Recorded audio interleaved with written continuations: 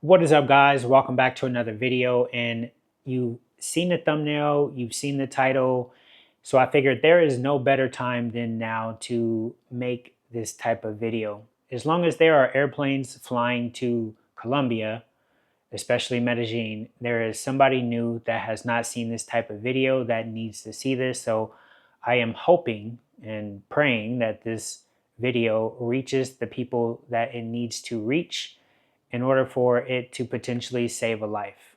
So I'm going to start off by reading an article that is online here. It is in Spanish, but I've already translated it. Recent local journalism and police figures in Medellin show that in 2026 there have been 33 confirmed reports of robberies connected to scopolamine in the city. Now, realistically, this is more than 33, because majority of people that this happened to, and generally is men, they don't report it, either because they're embarrassed or they may have a wife or girlfriend back home, and they just don't want the publicity or want this type of stuff getting out. So realistically, I know that it's more than 33. These aren't necessarily murders or deaths. They are cases where people were allegedly drugged with scopolamine or a similar substance and had their belongings stolen. Usually it's never a similar substance as scopolamine. A local news outlet noted that about 76% of these reported cases happen within Medellin itself. And that's a huge statistic there, that it's not happening as much outside of Medellin. It is primarily Medellin. And I think that's because Medellin has taken the lead as far as tourism. So there are more people coming to Medellin every year than there is other parts of Colombia. Police estimate a robbery of this type roughly every 16 hours. So that's almost twice a day that this is happening here in Medellin. Most recently, there was one high-profile example involved 3 public employees. Essentially, there were 3 employees that worked for City Hall, the City Hall of either Medellin or somewhere in Colombia. I believe it was here in Medellin. And they were scoped by 2 women. And in this case, the 2 women came over and introduced themselves. Now, I want to get into that a little bit after I finish reading this, but in general, women here in Colombia are not going to just come up and introduce themselves if you're at a nightclub or you're at some type of bar or something like that. Just note that. They were out at night in the, whatever this area is, I can't pronounce it. They socialized with 2 women, lost consciousness after drinking, and later woke up disoriented with significant personal property stolen. Medical tests reported confirmed that they were drugged. And that's all I'm going to read from that. The rest I just want to go into some of these ways that you can stay safe, things that you have to look out for. And I really hope that, like I said, you guys are paying attention to this. I hope no one is, skipping this video or, fast forwarding through it. All of this information is important. So let's start off with the basics. For the people who don't know what scopolamine is, it is something that grows on trees here that is native to Colombia. It basically is turned into a powder, and it has the effect of essentially zombifying you to where you're conscious and you are very susceptible. So if someone tells you to do something, you will do it. They tell you open your bank accounts, transfer this money, whatever. And you need to understand that the women that are doing this, they work with essentially criminal syndicates, or they work with gangs, and they target people, and they usually have people close by, maybe even following them throughout the night. Let's start off with number 1. How can scopolamine be administered? Scopolamine can be put in either a drink, it can be put in food. I've heard a crazy story. A friend of mine she's local, she had a friend of hers who's a guy who's local, who's Colombian, who's Paisa, who went to hook up with a girl, and The last thing he remembers is licking on nipples and then passing out. So apparently this is something that also can be put on the body as well. All right, so in this next portion of the video, I want to go over some ways that you can protect yourself and also some of the things that I would suggest that you do. So starting off, the general advice you will hear online is just don't leave your drinks unattended. Don't invite more than one girl over, or, if they ask to bring a friend, say no. And of course, yes, this is all good information and is something that you should follow, but I want to take this even a step further. I would say this, generally what I recommend a lot of my clients, and guys, by the way, if you are planning on coming to Medellin or Colombia in general, but especially Medellin because this is where I live, and you want a host, or you are planning on moving to Medellin or Colombia in general, and you want to do a consultation, guys, please reach out to me. My information is in the description. So if you are coming to Medellin, one of the things that I usually recommend my clients is, number one, make sure you are staying in a place that has 24-hour security. Now, to go even a step further than just 24-hour security, you want to make sure that you have a Airbnb. If you're staying in an Airbnb that has more than one bedroom, at least two minimum. You want 2 bedrooms. I'm going to tell you why. Because generally the safes that you have in your apartment are very small and they probably are not going to fit all of your personal belongings. Also, too, if you are scopolamine, once you're under the influence, the girl can tell you, open the safe, or ask you where the key is or whatever. You're going to open that safe and you're not going to remember it. So the safe ends up being pretty much useless. So this is the reason why you're going to have a 2-bedroom apartment. Before you have a girl come over, you're going to entertain, company. You want to put all of your belongings into that second bedroom or into one of your spare bedrooms if you have it.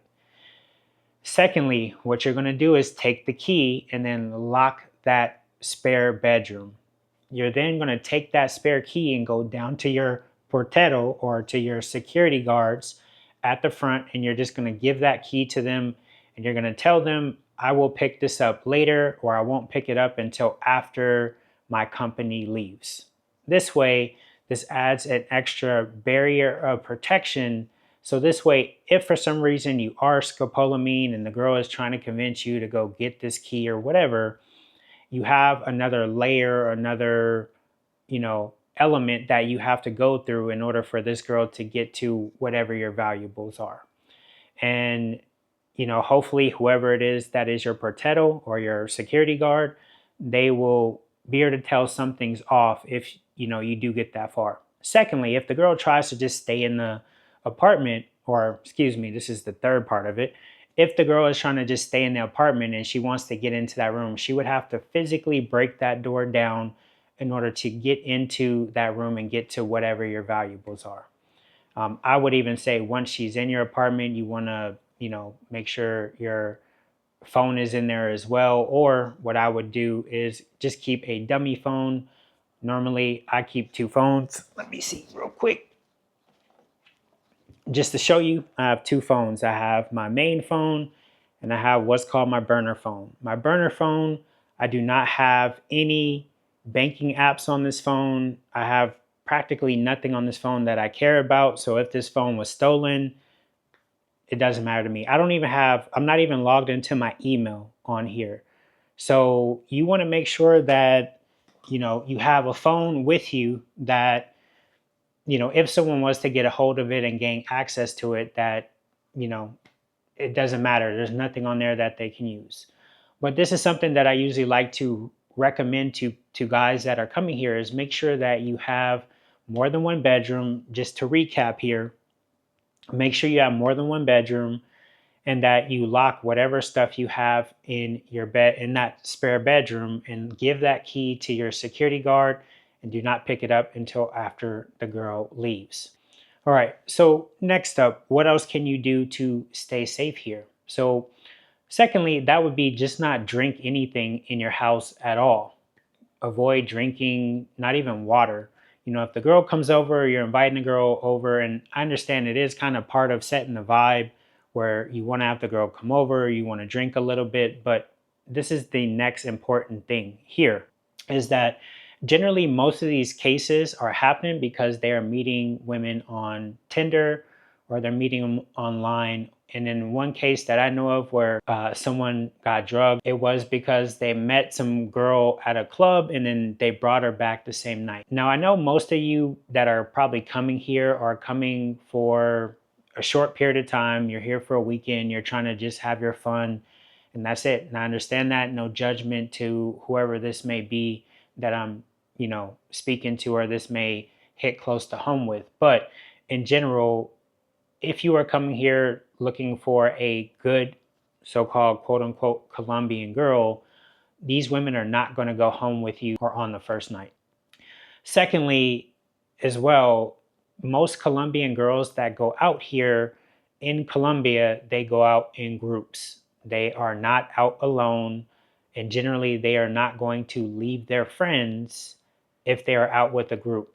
And it is actually very hard to penetrate a random group because it's just not common that you would go up to a group of people and then take a girl outside of it. Usually you may have to have another group yourself or something like that. So please guys, listen up to this part, especially that normal women here in Colombia do not just go home with you on the first night.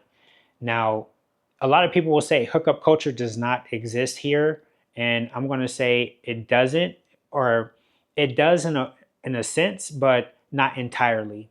And it definitely does not happen as much for locals. I'm not going to say it doesn't happen. I'm sure there's somebody out there that have had the exception, but overall, it's not something that just happens on a normal basis. So remember that. And if you guys are coming here and you are dealing with the professionals, and hopefully you guys all know what I mean by the professionals, there are establishments here for that. And if you want to deal with those type of women, go to those specific type of establishments in the street, in the park. I'm going to say everybody should know what I'm talking about when I say the park. So for the last part here of, staying safe, and I did mention another part of how this can be administered, and there have been guys that have gotten in this way, is it can be put in your food. Now, in general, this is a tough one because if you have somebody who is playing the long game, they may not try to scopolamine you the first night, but they may be very eager to cook for you. Now, of course, Colombian women cook, they like to cook for their men. Not all, but some do. And you may be saying, well, shit, I don't ever want to have a woman cook for me. Now, from the cases that I've seen that this has happened, is usually women that are generally very pushy about coming over and cooking for you versus it's just a woman there and you're like, oh, I'm hungry. And she's like, oh, well, let's cook something. There's a huge difference between that. Generally, almost always, and I want to say it's probably like 98%, because there's probably an exception to the rule somewhere, but it's like 98%. If a woman in general is very pushy about meeting up or doing anything with you or for you, especially cooking, hanging out, let's go out to drink, something like that, is usually the women that are trying to scope you and rob you. So, I hope that you guys all got some value from this. And like I said, I hope that this video reaches the right people that it needs to reach. In my experience here, and I've been here 2 years, and I've seen a lot of the red flags and I've been able to avoid them because, I've stuck into these principles. Also, the other thing that I want to say to you guys as well, and this is going to be for the guys, and I hope that you see this. It's the guys, it's your last night here. Many guys get caught up where it's your last night, you want to go out with a bang, you're like, fuck it, I'm going to, you know, go all out, I'm going to make exceptions. And I'm going to say this is that generally, whenever you make exceptions, is when you get got. You know, when she's like, let me bring a friend, and or hey, I'm going to come over with a friend, and you're like, all right, whatever. Or maybe you get a little careless and you stop paying attention and you look away from your drink or whatever, you go off to dance and you come back and a friend was sitting there or something like that. Ultimately, do not make exceptions to any of the rules that you hear. This is when you always get got. The YouTuber who got in Cartagena, who now lives in Thailand, he made an exception to the rule and let some girls come over. From what I remember, I could be remembering this story wrong, but he let some girls come over. That first night they were talking about cooking for him, and he basically ended up passing out, but he made an exception. Now, I do want to talk about some cases that I've heard from guys that I've met and just stories that I heard. When do you know you've been scopolamine? From what I heard, and like I said, I'm only going off of what I've heard, and I want to share this with you guys because I've had to find all this out myself versus, it being in a video and available for me. Generally, what I've heard is that you will start to feel very heavy and you will start to feel tired. And generally, once you get that sensation, you have about 5 minutes to essentially get whoever it is out of your apartment or, to go seek help or something like that. You will definitely start to feel, very heavy. Another person that I talked to who got scopolamine, they told me the one time that it happened to them, essentially they were drinking, and when they went to drink whatever it was that they drank, they essentially tasted like medicine, or it tasted almost kind of like a cough syrup or something to that sort. So if you're drinking something and it has a different taste than what the beverage, or the drink normally tastes like, then you want to start being very suspicious of, whatever it is. Those are the main things that I've heard. If it's put in food, obviously that's going to be kind of disguised in the taste, and that's going to be much harder to recognize. But for the people that have drinking it, have consumed it through liquid, they have always said that basically you're going to feel very heavy and tired, and you have about 5 minutes before it really hits and kicks in.